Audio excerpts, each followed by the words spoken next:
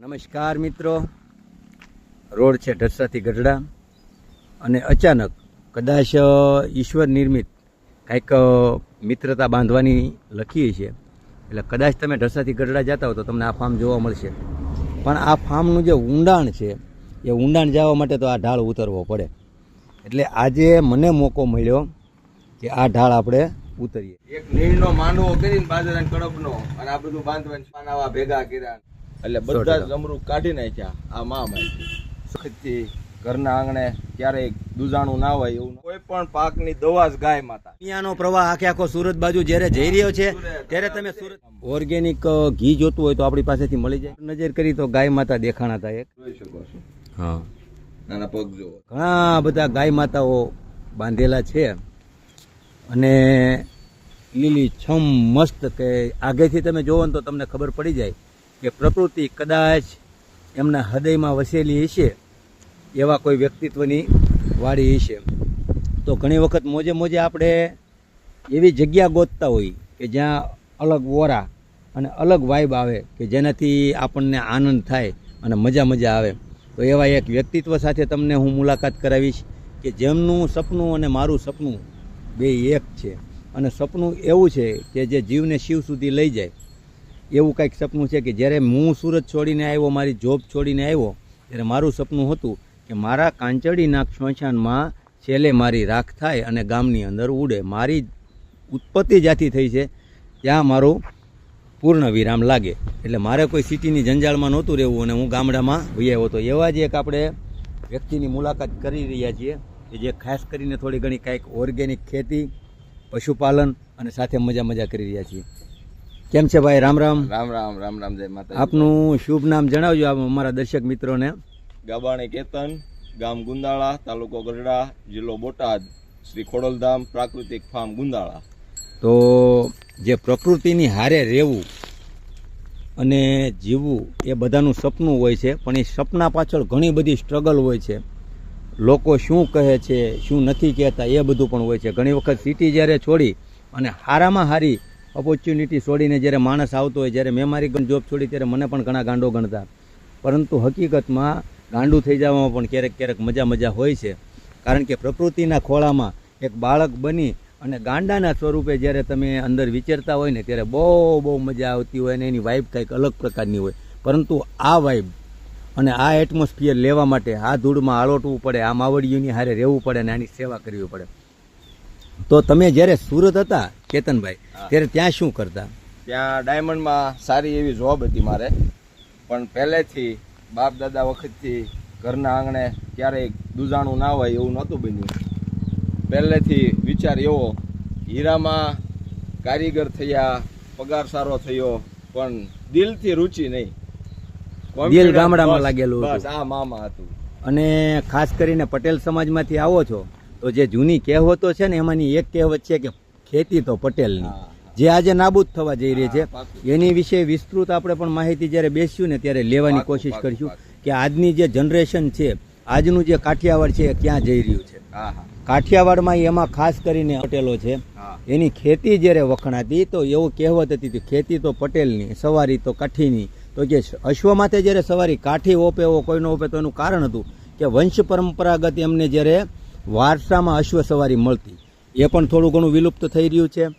અને ખાસ કરીને જે પટેલ સમાજ છે એ ખેતીમાં એટલા બધા પાવરતા કે એ સમયના કૃષિ વૈજ્ઞાનિકો કહી શકાય કે અમુક કદાચ અમારા કોઈ વર્ણને અમુક બાબતની ન ખબર પડતી હોય તો ગામના કોઈ સારા પટેલ ખેડૂત હોય તેની પાસે જઈએ તો માહિતી મળી જાય એવી રીતે. અને ખાસ કરીને અહીંયા આવ્યા પછી એક ખાસ જોયું કે જેટલી ગાય માતાઓ છે એમાંથી એક પણ અગ્રેસિવ નથી. એટલે કે એનું કારણ એ છે કે ભાઈની હાથસાર કાંઈક અલગ હશે કે જેના લીધે કોઈ પણ ગાય માતા પર હાથ ફેરવો, નજીક વયા જાઓ તો એમને પોતે જ એવો પ્રેમ આપ્યો છે. જેવી રીતે હું અશ્વને પ્રેમ આપું છું એવી રીતે ગાય માતાઓને પ્રેમ આપ્યો છે, જેના લીધે એ માણસથી ભડકતા નથી. આપની શરૂઆત કઈ ગાય માતાથી થયેલી? આ પુરખિયાથી પ્રસાદી રૂપે આવેલી છે મારા માસીને ત્યાંથી. આની માં અને આ બંને આવ્યા હતા. આ વાસળીથી શરૂઆત, આ વાસળીથી પછી આ વાસળી પણ લાવ્યો હતો. બધી જ વાસળી જ મોટી કરેલી છે અને એમાંથી આ બધી સારી ઓલાદની વાસળીઓ બધી ઘરની ઉછેરી અને મોટી અત્યારે કરી રહ્યો છું. અને મોસ્ટ ઓફ તમે બીજી દાન કરાવો તો સેક્સીમનનો વધારે પડતો સેક્સીમનનો આગ્રહ રાખવો, જેથી કરીને તમારે કોઈ અમુક ખેડૂત એવા હોય છે કે નથી રાખતા, આમ નથી કરતા, તો એ છૂટા મૂકી દેતા હોય છે, કૂતરા સૂટતા હોય છે. એટલે પાપના ભાગીદાર બને ત્યાં સુધી નહીં બનવાનું. સેક્સીમનનો આગ્રહ રાખો તો વાછડીનો જન્મ થતા તમારે ઉછેર થાય. તમે નો ઉછેરો તો જાય ભાઈ કોઈને આપો તો એ પણ એ હોંશે હોંશે ઉછેરે, સારી ઓલાદની વાછડી હોય ને તો અત્યારે તો મને જે રખડતા ફૂટ છે એમાં મોસ્ટ ઓફ ઉપાય મને વધારે પડતો તો એ જ દેખાય છે કે ઉત્તમમાં ઉત્તમ નરનું સેક્સીમન વાપરવામાં આવે તો વાછડીઓ જન્મે અને લિમિટેડ જ્યારે જોતો હોય ત્યારે નર ઉત્પન્ન કરી શકાય, જેના લીધે રખડતા પશુઓની સંખ્યા ઘટાડી શકાય. બહુ ઘટાડો થાય એમ છે. બહુ બધી વાછડીઓ સરસ મજાની છે. અને ખાસ કરીને તો વાઇબ શું છે એ લોકો જાણતા જ નથી. વાઇબ તો અહીંયા સૌરાષ્ટ્રમાં કોઈના આંગણે આવીને ઊભા રહ્યો તો કહેવતો ને દુહાતો ઘણા છે, પરંતુ હકીકતમાં ચરિતાર્થ તો આવા કોઈ આંગણે આવીને ઊભા રહીએ ને ત્યારે થાય. અને તમે જુઓ તો ઘણા ખેતરો આજે રોકડિયા પાકની લાલચમાં ઘણી બધી વસ્તુઓ તમને વાવેલી જોવા મળશે. એની જગ્યાએ કેતનભાઈના ખેતરને હું હજી અંદર તો ક્યાંય ગયો જ નથી, પણ અહીંયાથી ઊભા કહી શકું કે એમને રોકડા રૂપિયાની જરૂર નથી, એના કરતાં વધારે પ્રકૃતિની સાથે રહેવાની જરૂરિયાત છે.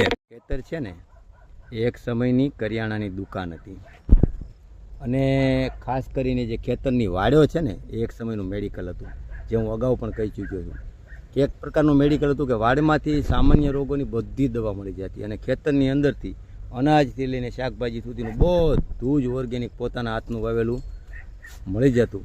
જ્યારે લોકો 100 વર્ષ પૂરા કરતા, જે મનુષ્યનું જીવન 100 વર્ષનું કહેવામાં આવે છે, પરંતુ અત્યારે ભલે 60 થી 70 પણ આ ખોરાક અને આ વાતાવરણમાં જો રહી શકાય તો એ બહુ સારી બાબત કહેવાય. 350 થડિયા જમરૂખ હતા. જેમ ગાયા માતા વધતા ગયા, નીણની જરૂર પડતી ગઈ. બહારથી એક પૂળો નીણ હું લાવતો નથી, બધી જ પ્રાકૃતિક અને દવા વગરનો ઘાસચારો તૈયાર કરવાનો ભાઈ. એટલે બધા જ જમરૂખ કાઢી નાખ્યા આ મહામારી. 100%. એ વસ્તુ પણ બહુ મોટી છે. આજે રોકડિયા પાકની ખેતી કરવા માટે લોકો જમીનને જ્યારે જેવી રીતે માણસ નશેડી હોય અને જુદા જુદા નશાઓ કરતો હોય, એવી રીતે આજે આપણી ધરતી માતાને આપણે નશેડી કરી દીધી છે કે જે યુરિયા, ડીએપી કે અન્ય જે રાસાયણિક ખાતરો છે એના વગર એ પણ નથી રહી શકે એમ. એવા સમયમાં ઓર્ગેનિક રીતે ઘાસ ઉગાવવું કે જેના લીધે ઓર્ગેનિક ઘાસ ગાય ખાય. દવા કોઈ પણ પાકની દવા જ ગાય માતા છે. એ 100%. ક્યાંય ગોતવા જ આવી પડતી નથી. પરંતુ કેતનભાઈ એક નાની એવી બાબત હું જાણું છું ત્યાં સુધી હું એવું વિચારું છું કે જે ગાય ખાય છે એ ગાય આપે છે. તો જો ઓર્ગેનિક ખાશે તો એનું આવેલી તમામ વસ્તુ ઓર્ગેનિક. બાકી બધા લોકો 3000 નું ઘી વેચે છે, 2500 નું ઘી વેચે છે. 100%. પણ એનો ખોરાક તો આ ખોરાક આપો તોય પ્રાકૃતિક અને તોય સાચું ગીર ગાયનું ઘી કહેવાય. 100%. કારણ કે જુદો જુદો મલ્ટિપલ, કારણ કે અહીંયાથી ને જુઓ તો 3 થી 4 પ્રકારના જુદા જુદા ગ્રાસ કે જે જુદી જુદી નિરણ કરવા. મેં મારી પોતાનું બિયારણ કે જે મારે બિયારણની જેટલી જરૂર પડે એટલું બિયારણ હું પકવી નાખું, અને બાકી જુવાર, મકાઈ, ઝીંઝવો અને દેશી જુવાર, શિયાળુ જુવાર બંને, જે ટૂંકમાં મલ્ટિપલ ન્યુટ્રિશન તમામ મળી રહે એ બને તેટલું ખેતરમાંથી ને ન્યુટ્રિશન આપવાની કોશિશ કરો છો. 100%. કાલે સંખ્યા વધે ગાય માતાની જરૂર પડે તો વાત અલગ છે. બાકી અત્યારે 6 વીઘાનું તમે જોઈ શકો છો ટોટલ ઘાસચારો આપણો પોતાનો ટુકલ સ્ટોર થઈ ગયેલો છે. અને લોકો મોસ્ટ ઓફ જે ગૌશાળાઓ છે એમાં દાન કરવાનું પસંદ કરતા હોય છે. તો મારી પણ એક એવી નાની એવી વાત છે કે જેટલું આપણે ગૌશાળામાં દાન દઈએ એટલું ઓછું પડે, પરંતુ જો આંગણે એક ગાય રાખવામાં આવે તો એનાથી ઉત્તમ કાંઈ નથી. કારણ કે એક ગાયને જો ઘરે પાળી લઈએ તો એ બજારમાં નથી રખડવાની અને એને પાંજરાપોળમાં જવાનો વારો પણ નથી આવતો. તો આપણે જે બીજી તમારી ગાયો છે એની પણ આપણે મુલાકાત લઈશું. આ ગાય માતાને અલગ બાંધવામાં આવ્યા છે તો આને અત્યારે ધોવાની બાકી છે અને પછી બહાર જાય છે. પણ આ ગાય માતા કહેવાય ને કે મરણ જીવનની વચ્ચે ઝોલા ખાઈ રહ્યા હતા ગામમાંથી. અને તે દિવસ કાબરીનો ક્રેઝ. હા, પણ કાબરી આપણે ક્યાંય કોઈની લેવા નહોતી જ આવી. આ માને તે કાબરી તરીકે સ્વીકારી 2016 ની સાલમાં, અને આની નીચે અત્યારે 3 વાસળીઓ આપી છે અને અત્યારે પ્રેગ્નેન્ટ છે. ટૂંકમાં પ્રેમથી રાખવામાં આવે તો અશ્વ હોય કે ગાય હોય એ ઘણું બધું આપે છે, પણ લાલચ ના જોઈએ. લાલચ ના જોઈએ. આ જે દિવસ મેં અહીંયા લાવીને બાંધીને ત્યારે ગામ વાત કરતું હતું કે આ ક્યારે થાય, શું થાય, આવા નવા ભેગા કર્યા.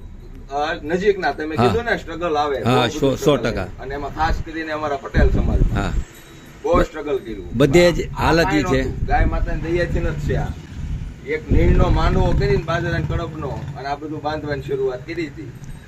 પણ મહત્વની બાબત એ છે કેતનભાઈ ખાસ કરીને કે જ્યારે નદીમાં પૂર આવ્યું હોય ને સામા પાણીએ તરવું એવું કાંઈક કામ તમે કર્યું છે. હા. તો દેહ એ પછી શરીરનો દેહ હોય કે આ જમીનનો દેહ હોય, દેહ સિવાય ખોટું. આગળ ઉછરેલા બછડાઓ છે. હા, આ બધી જ વાછડીઓ ઘરની ઉછરેલી વાછડી અને સેવા માટે પણ બે લાવેલું હતું આમાંથી. જો, આ જોઈ શકો છો. હા, નાના પગ જોવો છે.